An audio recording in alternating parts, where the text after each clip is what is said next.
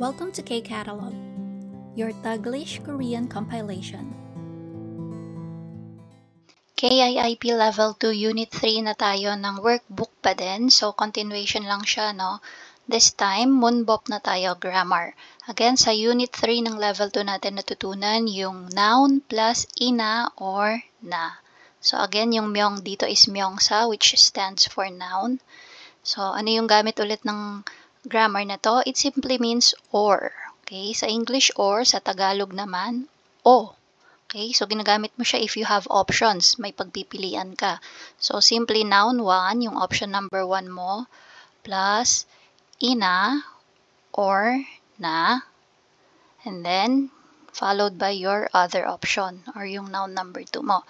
So, ano ulit yung ano natin dyan, rules natin for words na or noun na may 받침, if there's a 받침, you add ina, and if there's no 받침, you add na. Okay? So, sabi daw, 표를 완성하세요. Complete the table. 기본형, basic form. And then, yung sa second row natin, second column natin is yung grammar na ina or na. So, tingnan natin yung mga words. Yung may mga 받침 muna. Okay? So, 산, 안경, 지하철, 샌들, 장갑. Ayan. So, ito yung mga words that have final consonant or may mga 받침. So, ang idadagdag natin sa kanila is ina. So, number 1 for ina, number 2 for na. So, same dito. So, I don't have to write it na, no? So, number na lang. So, sanina, yan, number 1. So, 안경, 안경이나. 지하철, 지하철이나. 샌들, 샌들이나. 장갑, 장갑이나. Okay? Now, for those words na walang 받침, we simply add na. So, yung bada, gudu, 모자, 버스, 운동화. So, there's no final consonant for these words. Kaya, na yung dadagdag natin. So, bada will become bada na. Gudu, gudu na. 모자, 모자 na. 버스, 버스 na. And then, 운동화, 운동화 na. Okay? So, again, it simply means or. So, sanina, sandal. So, ibig sabihin, mountain or sandal. So, yun yung na or ina. Okay, let's continue. So, as you can see dito, no, sabi sa instruction, no, 보기와 같이 대화를 완성하세요. 대화를 완성하세요, complete the conversation. Okay, 대화, conversation, 완성하세요, complete.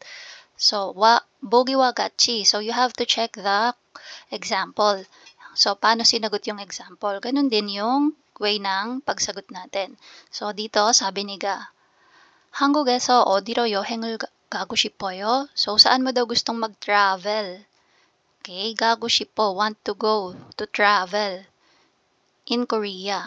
Okay, so saan mo gustong magpunta or mamasyal sa Korea? Yun yung pinaka-question niya. And then, sumagot si Na. 부산이나 제주도에 가보고 싶어요. So, ano ibig sabihin nun?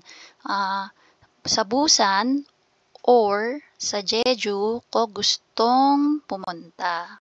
Okay, gabogo 싶어, try kong puntahan yung Busan or Jeju. So, nandito yung option niya. No? Option number 1, Busan. Option number 2, Jeju-do. Okay, so ginamit niya si na or ina. So, try natin sagutan yung numbers 1, 2, 3, and 4. So, dito, walang mga words, no? So, kailangan check nyo talaga yung picture. So, sabi ni Ga sa number 1, 오늘은 날씨가 덥네요. Today's weather is hot. So, mainit daw ang panahon ngayong araw. 무슨 음식을 먹을까요? What food shall we eat? Ayan. So, tinatanong niya, anong pagkain ang kakainin natin? So, yung option number 1 natin, samgyetang. And then, yung number 2, yung pangalawang picture is naengmyeon siya. Okay? So, yung, cold noodles. So, tingnan natin. Ang magiging sagot natin dyan is samgyetang, tapos may 받침, no? Kaya i-add natin si ina. samgyetang이나. Tapos, yung second option, naengmyeon. Tapos, kailangan we're going to add ul or rul subject particle before the verb. So may verb tayo sa dulo, kaya dapat object particle yung idadagdag natin dito, which is yung ul or rul na object particle. So again, may batchim yung naengmyeon, kaya ul dinagdag natin. 삼계탕이나 냉면을 먹읍시다. Let's eat samgyetang or naengmyeon. So yun yung sagot ni na. Number 2, we have sneakers, 운동화, and sandals. So, 무슨 신발을 사고 싶어요? So, anong klase daw ng sapatos or footwear yung gusto niyang bilhin? 사고 싶어요, want to buy. 무슨, what, 신발, footwear. Okay? So, sagot ni na. So, option number 1, 운동화. 운동화. So, walang batchim. We're going to add na. 운동화 na. And then yung other option, sandal. Sandal.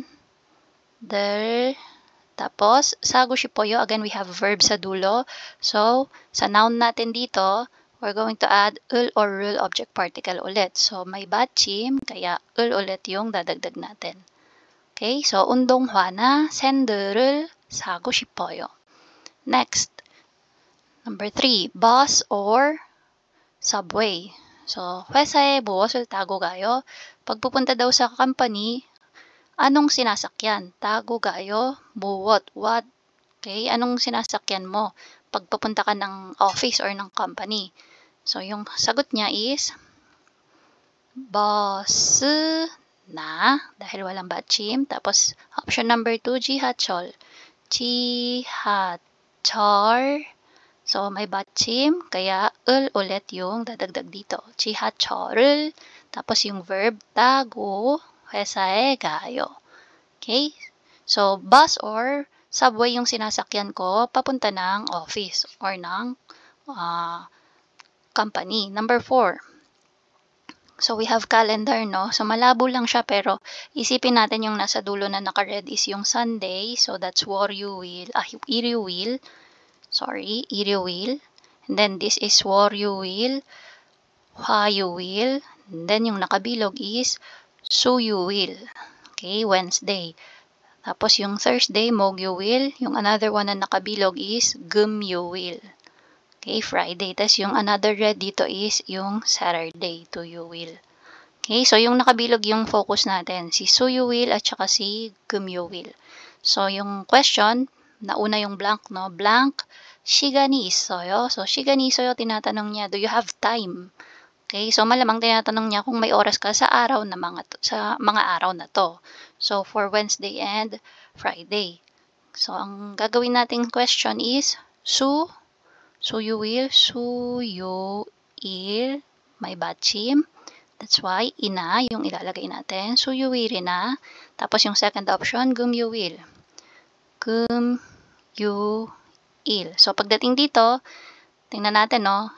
Dapat ba ul or rul yung ilalagay natin? Check natin yung kasunod. 시간이 있어요. So, hindi naman action yung kasunod niya. Ang kasunod niya actually is noun din, 시간. So, tinatanong if may time. So, this time, dahil ang sinundan niya na salita is 시간, oras, ibig sabihin, ang kailangang ilagay nating marker dito is yung Okay, so yung as time marker. 시간에 금요일에 시간이 있어요.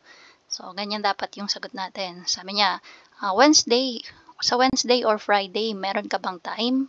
Okay, do you have time or are you free on Wednesday or Friday? So, yun yung thought nung question natin dito. Tapos sumagot si Nane, 이번 주는 약속이 없어서 모두 괜찮아요. Sabi niya, yes, 이번 주는 this week, 약속이 없어서. I have no schedule. Yan. So, wala daw siyang any schedule na kaabang. So, modu, 괜찮아요. So, okay lang daw kahit alin dito sa dalawa. 수요일, 금요일. Okay? So, again, ang sagot dapat dito is 수요일이나 금요일에. Since ang pinag-uusapan is yung time, hindi siya verb. Okay? So, yan yung ating number 2. So, in-apply lang natin yung ina or nana verb na grammar. Okay? And that's it. If you find this video helpful, please hit the like, share, and subscribe button. So I still hope to see you in the upcoming videos, and again, thanks for watching.